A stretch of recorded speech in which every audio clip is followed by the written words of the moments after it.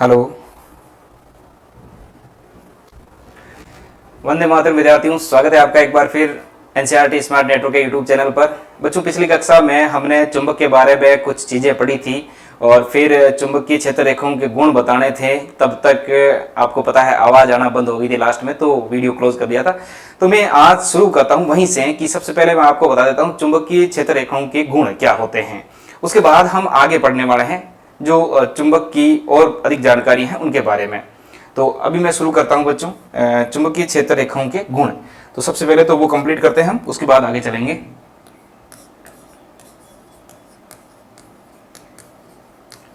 चुंबकीय क्षेत्र रेखाओं के गुण। देखिए, properties of magnetic field lines क्या है? Properties of magnetic field lines. देखिए बच्चों, होता क्या है कि ये जो चुंबकीय क्षेत्र रेखाएं हैं, चुंबकीय क्षेत्र रेखाएं हैं, पता नहीं स्पीकर के इसके जो माइक है, माइक के सेल बहुत ज्यादा जल जाते हैं। तो अभी हम पढ़ रहे हैं बच्चों चुंबकीय क्षेत्र रेखाओं के गुण। चुंबकीय क्षेत्र रेखाओं के गुण क्या होते हैं? देखिए, चुंबकीय क्षेत्र रेखाओं के बारे में हमने 2-3 चीजें पढ़ ली थी। उन्हीं गुणों को मैं वापस लिख रहा हूं यहाँ पर, आप ध्यान से पढ़ते रहे, नोट्स बनाते रहे। जो चीज समझाने वाली है समझा दूंगा। देखिए, चुंबकीय क्षेत्र रेखाएं, चुंबकीय लिखना साथ का साथ, चुंबकीय क्षेत्र रेखाएं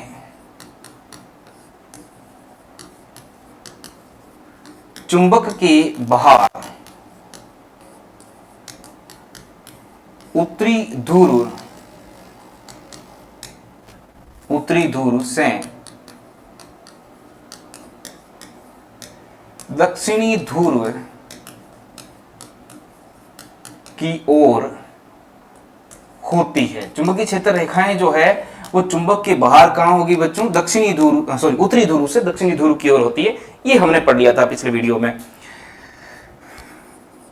चुंबकीय क्षेत्र रेखाएं, चुंबकीय क्षेत्र रेखाएं चुंबक के अंदर इसका जस्ट ऑपोजिट होगी बच्चों। कहां से? दक्षिणी ध्रुव से उत्तरी ध्रुव की ओर होती है। उत्तरी ध्रुव की ओर होती है। दक्षिणी ध्रुव से उत्तरी ध्रुव की ओर होती है। क्लियर है बात? बिल्कुल, ये भी क्लियर है सर। चलो अगली बात, भाई चुंबकीय क्षेत्र रेखाएं चुंबक के अंदर तो कहां होती है? दक्षिण ध्रुव से उत्तरी ध्रुव की ओर, चुंबक के बाहर उत्तर से दक्षिण की ओर। इसका मतलब हम समझ सकते हैं कि चुंबक के उत्तरी ध्रुव से चुंबकीय क्षेत्र रेखाएं बाहर निकलती हैं और चुंबक के दक्षिणी ध्रुव से चुंबकीय क्षेत्र रेखाएं चुंबक के अंदर की ओर प्रवेश करती है। क्लियर है? अभी तो आवाज क्लियर आ रही है। और फिर हम लिख सकते हैं कि चुंबकीय क्षेत्र रेखाएं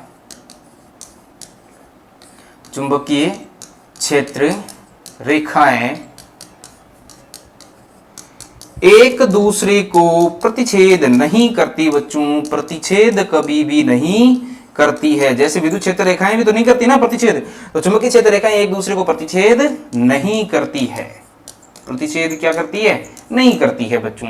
ये बात भी क्लियर हो जानी चाहिए, यहां तक कोई समस्या नहीं होनी चाहिए। और फिर यहां पर इसके अलावा हमने ये लिख दिया था कि जो चुंबकीय क्षेत्र रेखाएं है वो बच्चों बंद वक्रों के रूप में होती है। ये देख लिया था ना, चुंबकीय क्षेत्र रेखाएं बंद वक्रों में होती है, बंद वक्रों में होती है। तो ये भी आपके समझ में आ गया होगा चुंबकीय क्षेत्र रेखाएं कैसे होती है? बंद वक्रों में होती है। बनाया था ना बच्चों हमने ऐसे, इस तरीके से। ये अगर एन सिरा है तो एन से निकलेगी और एस में घुस जाएगी। ये बंद वक्रों के रूप में ऐसे होती है चुंबकीय क्षेत्र रेखाएं। क्लियर है? तो ये गुण थे, प्रॉपर्टीज थे। फटाफट स्क्रीनशॉट लीजिए, फिर हम आगे चलते हैं, इसके बारे में और अधिक जानकारी लेते हैं बच्चों।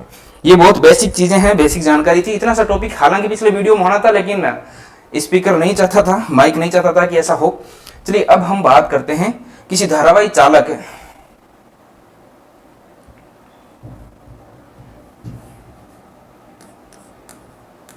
देखिए, ये नया टॉपिक है और बहुत इंटरेस्टिंग। देखो, आपको ये विद्युत धारा को चुंबकीय क्षेत्र से जोड़ेगा। ध्यान रखना, धारावाही चालक के कारण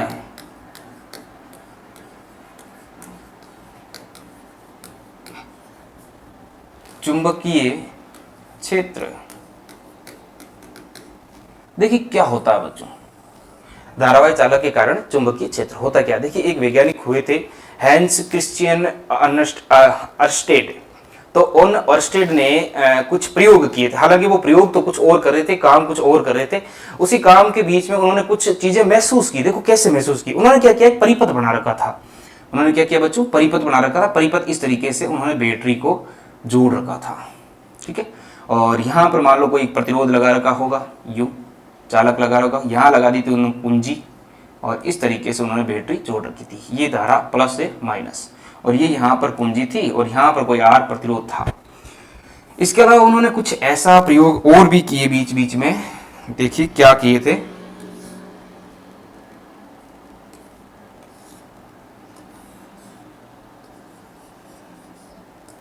इस तरीके से कुंजी लगा रखी थी। ये हो गया काम इनका प्लस माइनस। अब देखिए बच्चों होता क्या है कि जो धारा है वो हमेशा प्लस से माइनस की ओर प्रवाहित होती है, तो धारा ऐसे प्रवाहित होगी। ये हम सब जानते हैं, आप भी जानते हो, कोई समस्या नहीं है।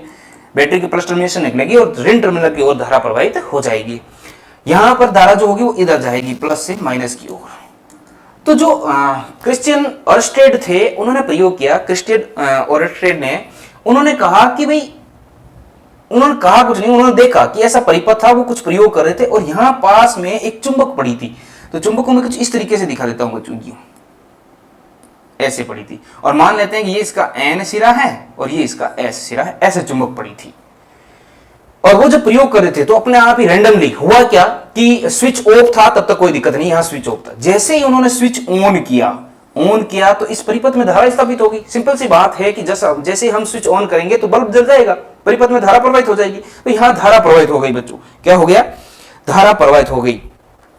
तो जब धारा प्रवाहित हुई तो उन्होंने देखा एकदम से चमत्कार हो गया। क्या हो गया, चमत्कार। कैसे कि ये जो चुंबक का जो सुई पड़ी थी ना, ऐसे नॉर्थ साउथ ध्रुव वाली, ये सुई क्या हो जाती है बच्चों, ये इस तरीके से हो जाती है, ऐसे, ये एन सिरा और ये एस सिरा। फिर उन्होंने इस चीज को तो छोड़ दिया और इधर देखा ये क्या हो गया, ऐसे कैसे हो गया, ओहो हो।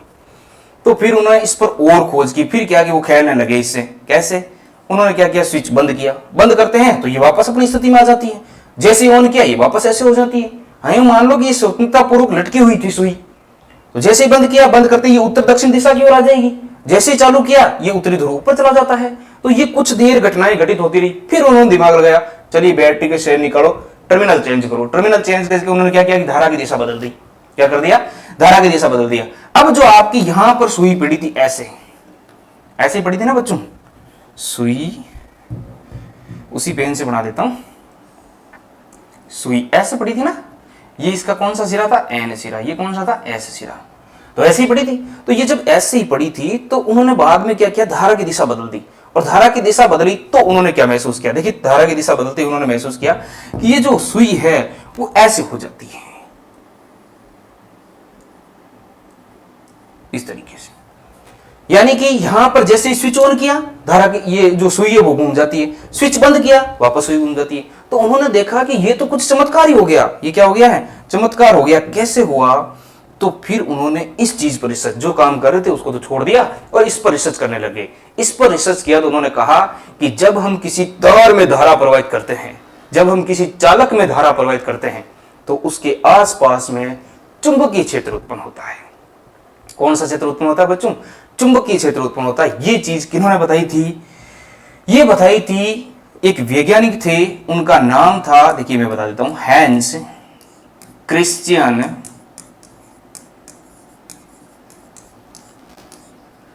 ऑरस्टेड।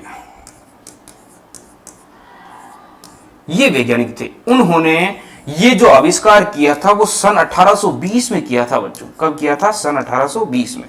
जहां पर ये सोचो कि उपकरणों की और संसाधनों की कितनी कमी रही होगी, उस वक्त उन्होंने ये खोज कर दी कि जो धारा बह रही है उस धारा के चारों तरफ चुंबकीय क्षेत्र होगा। हम तो आपको यही कह रहे हैं, जो चीजें उन्होंने खोज ली है सिर्फ उन्हें पढ़ लो आप तो, जबकि आपके पास तो संसाधनों की कोई कमी नहीं है, उपकरणों की कोई कमी नहीं है।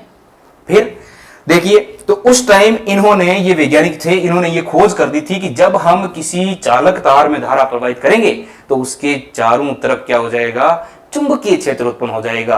कैसे, इस तरीके से, जैसे ये चालक तार है, मैंने इसमें धारा आई प्रवाहित कर दी और आई प्रवाहित करेंगे तो यहां पर ऐसे ये 3D में है गॉड है, जैसे ये चालक तार है, इस तार के तार यूं ऐसे ऐसे क्या उत्पन्न हो जाएगा, चुंबकीय क्षेत्र उत्पन्न हो जाएगा बच्चों। क्या उत्पन्न हो जाएगा, चुंबकीय क्षेत्र उत्पन्न हो जाएगा। ये बात किन्होंने समझाई थी, ये बात समझाई थी हैंस क्रिश्चियन अर्स्टेड ने। ये एक वैज्ञानिक हुए थे जिन्होंने इसका आविष्कार किया था, ये बात समझाई थी। तो अब हम चलते हैं, ये जो हैंस क्रिश्चियन, इनको आप नोट कर ले, अर्स्टेड ने अपने प्रयोग में, देखो बच्चों मैं बार बार ये बता रहा हूं कि प्रयोग इनके बारे में नहीं किया जाता है, प्रयोग तो कुछ और ही किए जाते हैं, रास्ता कोई और ही होता है, बीच में कुछ जगह ऐसी मिल जाती है जहां पर कुछ अपने आप रैंडमली प्रयोग हो जाते हैं, फिर उस पर अनुसंधान किया जाता है, उसको प्रूव किया जाता है कि वास्तव में ऐसा ही होता है। तो इन्होंने कुछ प्रयोग को दूसरा करना था, कर रहे थे, बीच में उन्होंने महसूस किया कि धारा प्रवाहित करने पर चुंबक हिल रही है, इसका क्या लॉजिक है, फिर उन्होंने लॉजिक खोज निकाला, और लॉजिक खोज निकाला तो हमारे दैनिक जीवन में काम आने वाली बहुत सारी वस्तुएं खोज निकली, जैसे रेडियो में, दूरदर्शन में, इन सभी चीजों में फिर चुंबक का काम होने लगा। किस तरीके से कि चुंबकीय क्षेत्र रेखाएं उत्पन्न होती है, कब कब की जब हम धारा प्रवाहित करते हैं तब, तो इन चीजों से लॉजिक मिले हुए होते हैं।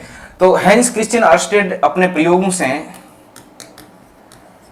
क्या बताया, ये बताया कि किसी चालक में धारा प्रवाहित करने पर, क्या करने पर, धारा प्रवाहित करने पर उसके इर्द गिर्द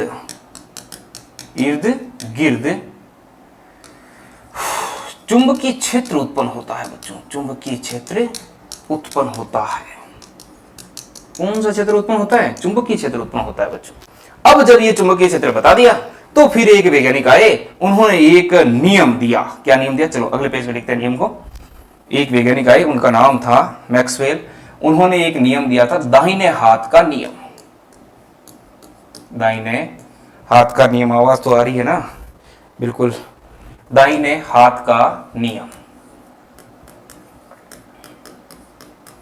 देखिए दाहिने हाथ का नियम क्या कहता है, ये जो दाहिने हाथ का नियम दिया था बच्चों उन्होंने ये दाहिने हाथ का नियम इस तरीके से समझाया। इसको देखो, दाहिने हाथ के नियम को दाहिने अंगूठे का नियम भी कहते हैं। तो आपकी किताब में ऐसे लिखा हुआ है दाहिने अंगूठे का नियम, हालांकि उससे फर्क नहीं पड़ता, मैं भी समझूंगा कैसे फर्क नहीं पड़ता है। दाहिने अंगूठे का नियम, देखिए दाहिने अंगूठा, पहले तो ये पता होना चाहिए कि दाहिना हाथ कौन सा है बच्चों। तो ये जो आपका हाथ है जिससे आप नित्य व्रत के काम करते हो, जैसे खाना खाना वगैरह, लिखना वगैरह, ये जो आपका हाथ है वो दाहिना हाथ होता है, राइट हैंड कहा जाता है इसको।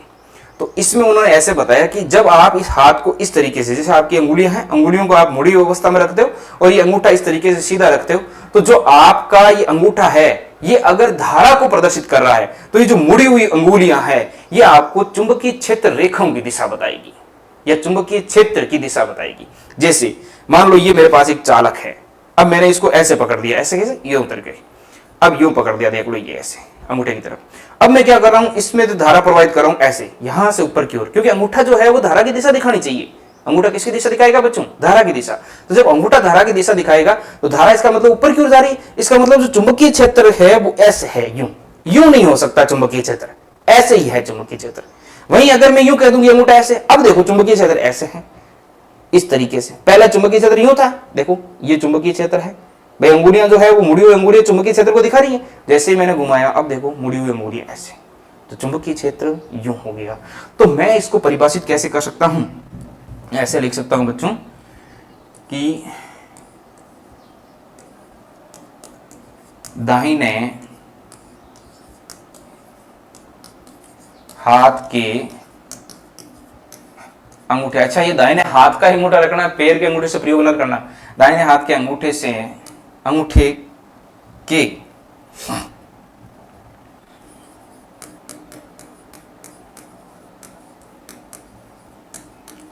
नियमानुसार यदि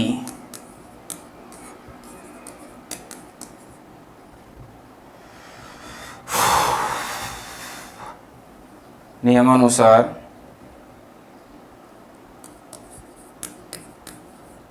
किसी चालक तार को इस प्रकार पकड़ें कि अंगूठा धारा की दिशा बताएं तो मुड़ी हुई अंगुलियां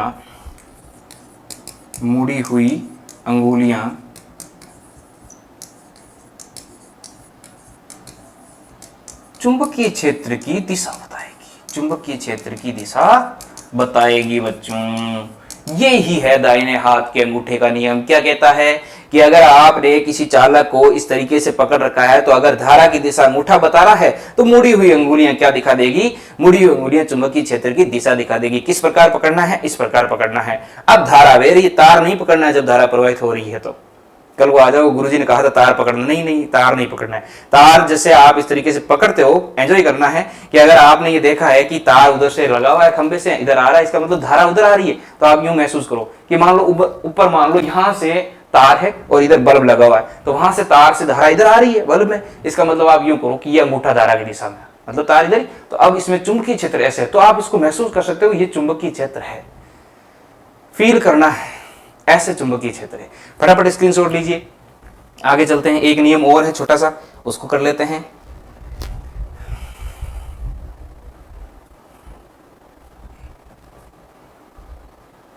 हो गया। देखिए अगला है मैक्सवेल का कॉर्क स्क्रू का नियम।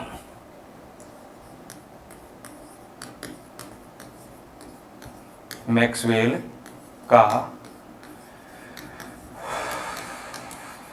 कॉर्क स्क्रू का नियम। देखिए कॉर्क स्क्रू का नियम क्या होता है बच्चों, कॉर्क स्क्रू क्या होता है पहले तो ये देखिए। आपने देखा होगा नट बोल्ट कहीं होते हैं तो आप स्क्रू लगाते हैं वहां पर, वो एक छोटा सा स्क्रू होता है। यहाँ मेरे पास अवेलेबल नहीं है वरना मैं आपको दिखा देता, देखता हूँ है क्या। हाँ बिल्कुल बिल्कुल, देखो ये ऐसा होता है, मिल गया।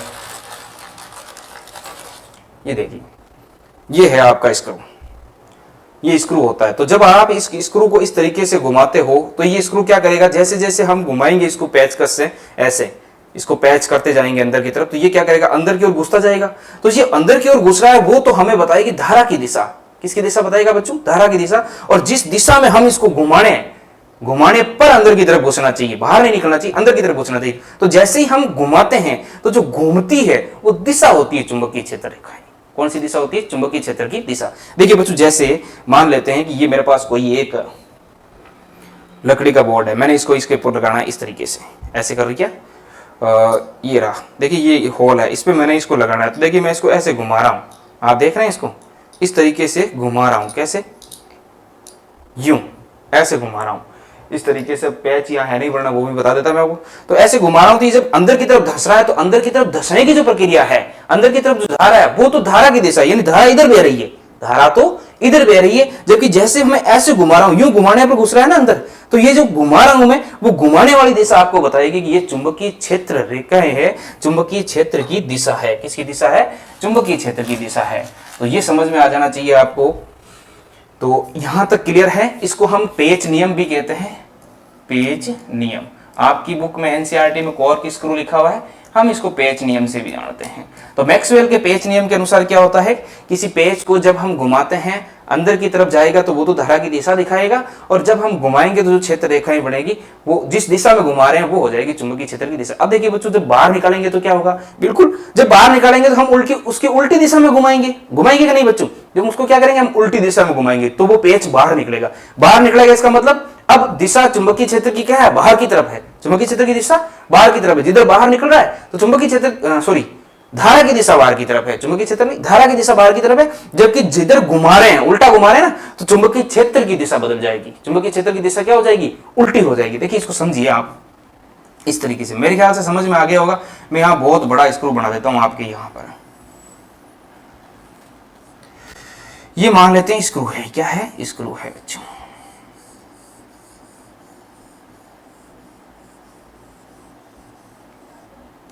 ठीक है, अब मैंने इसको कर दिया, मैं इसको घुमा रहा हूं ऐसे, यूं ऐसे यूं घुमा रहा हूं यूं।